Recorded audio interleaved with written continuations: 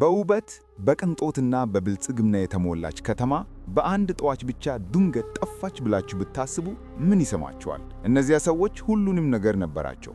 ሀብት፣ ስልጣን፣ ለም መሬትና የፈለጉትን ለማድረግ የሚያስችል ሙሉ ነፃነት ነበራቸው። ነገር ግን ከዚህ ሁሉ ድል በቅንጦት በስተጀርባ ሕዝቡ እጅግ የከፋ ብልሹነት ውስጥ ገብቶ ነበር። ጩኸታቸውም እስከ ሰማያት ደረሰ። እግዚአብሔርም ወረደ። ነገር ግን የመጣው በሰራዊት ወይም በውሃ መጥለቅለቅ ሳይሆን በእሳት ነበር።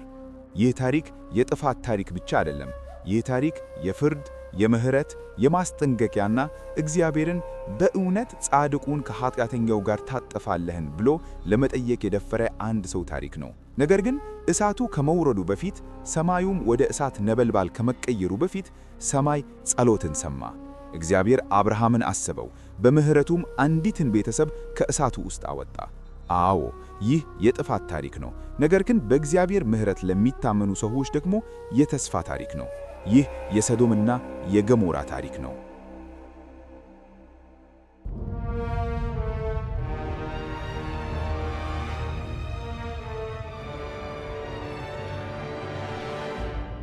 ከብዙ ዘመናት በፊት በጥንቷ ከነዓን ምድር በዮርዳኖስ ሸለቆ ውስጥ ሁለት ታላላቅ ከተሞች ቆመው ነበር። እነሱም ሰዶምና ገሞራ ነበሩ። ከተሞቹ ለምና ባለጸጋ ነበሩ። ልክ እንደ እግዚአብሔር ገነት ለምለም፣ በሕይወትና በበረከት የተሞሉ ነበሩ። መንገደኞችም ስለ ከተሞቹ ቅንጦትና ድል በሀብት አጥብቀው ያወሩ ነበር። ነገር ግን ከሀብታቸውና ከውበታቸው በታች ጨለማ በውስጣቸው ይገላበት ነበር። እነዚህ ከተሞች እግዚአብሔርን የማይፈሩ ከተሞች ነበሩ። ሕዝቦቻቸው ከጽድቅና ከፍትሕ ርቀው ነበር። ዓመፅ፣ ትዕቢትና ጭካኔ የሕይወት መንገዳቸው ሆነ። ጎዳናዎቻቸው በምስጋና መዝሙር ሳይሆን በፌዝና በፍትወት ጩኸት ይናወጡ ነበር። እንግዳን ተቀብለው ማስተናገድን እምቢ አሉ። ደካሞችንና መከላከያ የሌላቸውን አስጨነቁ። በኃጢአት ደስ ተሰኙ፣ ያንንም ነፃነት ብለው ጠሩት። ነቢዩ ሕዝቅኤል ቆየት ብሎ ስለ እነርሱ እንዲህ ሲል ጽፏል። የእህትሽ የሰዶም ኃጢአት ይህ ነበረ። እርሷና ሴቶች ልጆቿ በትዕቢት ተወጥረው ነበር። በምግብ ጠግበውና ያለ ምንም ስጋት ይኖሩ ነበር። ድሆችንና ችግረኞችን አይረዱም ነበር። ኩሩዎች ነበሩ። በፊቴም አስጸያፊ ነገርን አደረጉ። ስለዚህ ባየሽው ሁኔታ አስወገድኳችሁ። በሰማይ ያሉ መላእክት እንኳ ጩኸቱን፣ ሕመሙን፣ ኢፍትሐዊነቱንና ጭቆናውን ሰሙ። ስለዚህም እግዚአብሔር ሁኔታውን በዓይኑ ለማየት ወደ ምድር ወረደ። አንድ ቀን ከሰዓት በኋላ አየሩ እጅግ በጋለበት ሰዓት አብርሃም በመምሬ የኦክ ዛፎች ስር ያለው የድንኳኑ ደጃፍ ተገጥምቶ ነበር። ቀና ብሎ ሲመለከት 3 ሰዎች በአቅራቢያው ቆመው አየ። እነዚህ ተራ መንገደኞች አልነበሩም፣ ከሰማይ የመጡ መልእክተኞች ነበሩ። አንዱ ራሱ እግዚአብሔር በሰው አምሳል ሲሆን፣ ሌሎቹ ሁለቱ ደግሞ መላእክት ነበሩ። አብርሃም እነዚህ ተራ መንገደኞች አልሆነባቸውን በመንፈሱ ስላወቀ ወዲያውኑ ተነሳ። እነርሱን ለመቀበል ሮጦ ሄደ። እስከ ምድር ድረስ ዝቅ ብሎ ሰገደላቸው። እንዲህ አለ፣ ጌታዬ ሆይ በዓይኔ ፊት ሞገስን እንዳገኘው እባክህ ባሪያዬን አትለፈኝ። ጥቂት ውሃ ይምጣላችሁ፣ እግራችሁን ታጠቡና ከዚህ ዛፍ ስር እረፉ። ልባችሁ እንዲታደስ የሚበላ ነገር አምጣላችሁ፣ ከዚያም መንገዳችሁን ቀጥላላችሁ። 3ቱም ሰዎች ተስማሙ። አብርሃምም ታላቅ ግብዣ ለማዘጋጀት ፈጠነ። ትኩስ ዳቦ፣ እርጎ፣ ወተትና የተመረጠ ጥርጫ አቀረበላቸው። እነርሱ ሲበሉ እያገለገላቸው አጠገባቸው ቆመ። እነዚህን ሰማያዊ እንግዶች ማገልገል ታላቅ ክብር ነበር። ምግባቸውን በበሉ ከጨረሱ በኋላ ጌታ ወደ አብርሃም ዘወረ ብሎ እንዲህ አለ፣ በሰዶምና በገሞራ ላይ የሚሰማው ጩኸት እጅግ ታላቅ ነው፣ ኃጢአታቸውም በጣም ከባድ ነው። እንደደረሰኝ ወሬ ሁሉ አድርገው እንደሆነ ለማየት ወርዳለሁ፣ ካልሆነም አውቃለሁ። መላእክቱ ወደፊት ሲሄዱ አብርሃም በእግዚአብሔር ፊት ቆመ። እግዚአብሔርን በሚገባ የሚያውቅ ሰው ብቻ ሊያደርገው የሚደፍረውን ደባር ተግባር አደረገ። ወደፊት ቀረብ ብሎም ለመለመን ጀመረ። ጌታዬ ሆይ በማለት በትህትና ጀመረ። በእውነት ጻድቁን ከኃጢአተኛው ጋር ታጠፋለህን? በከተማይቱ ውስጥ 50 ጻድቃን ቢገኙስ እናውንም ታጠፋታለህን?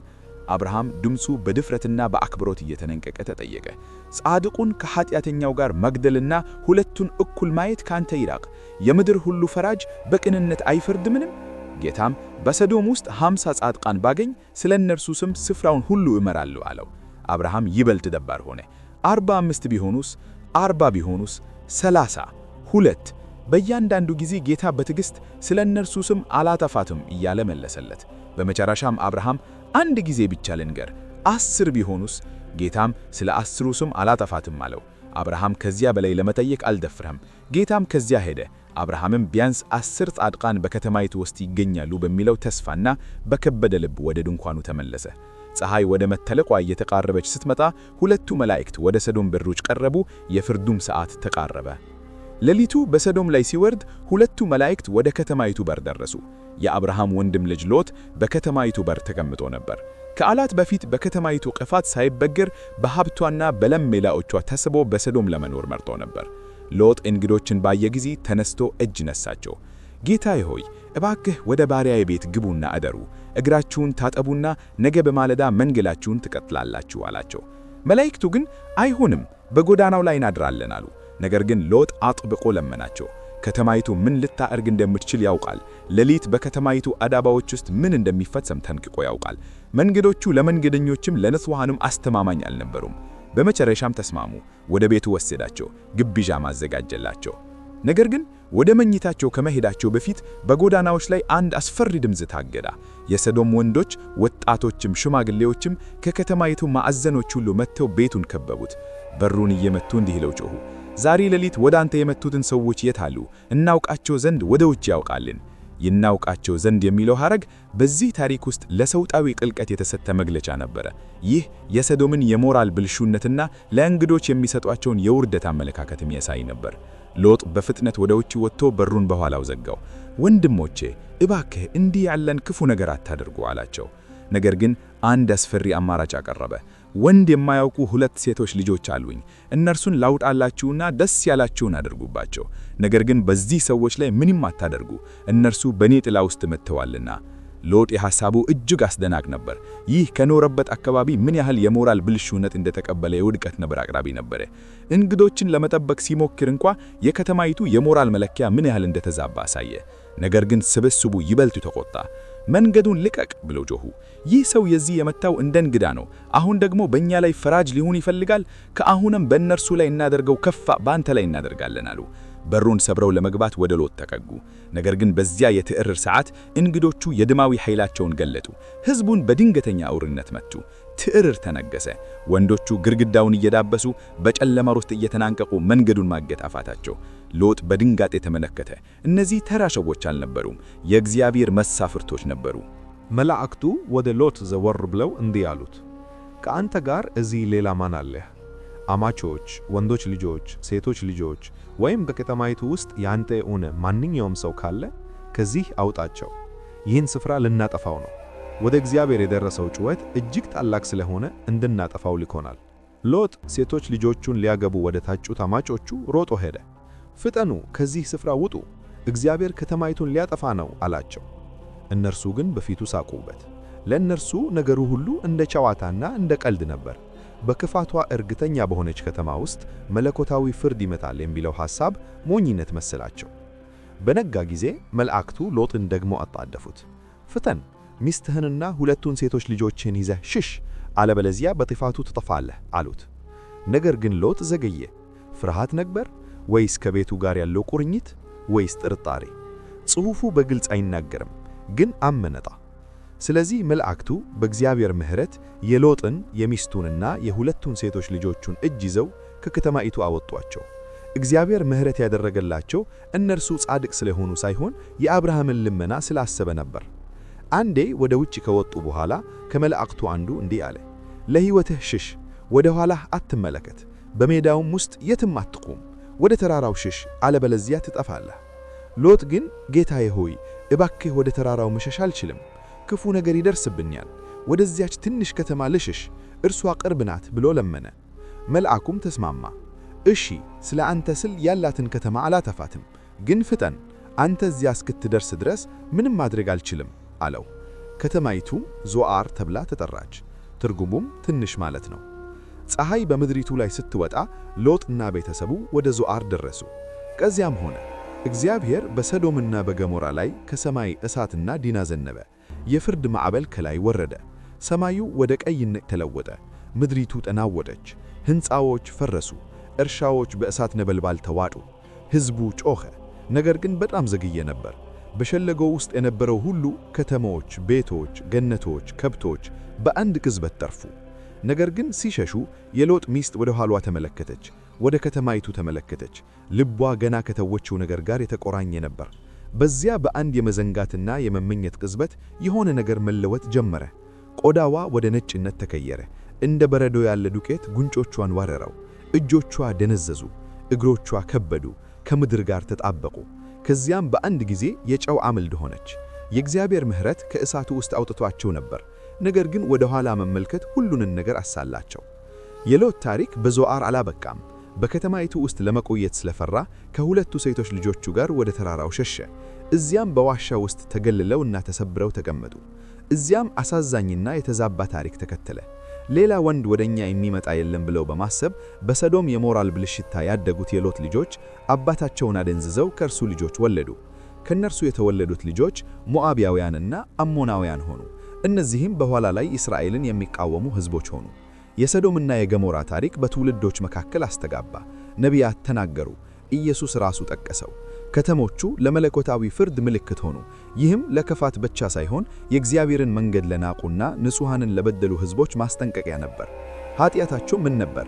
በሀብታቸውና በክህነታቸው ብቻ ግዴለኞች ሆኑ። በትዕቢታቸው ጨካኞች ሆኑ። በንጹሕነታቸው ስም ደግሞ ራሳቸውን ለርኩሰት፣ ለግፍና ለዓመፅ አሰላለፉ። ነገር ግን ፍርዱ በአንድ ቅጽበት አልመጣም።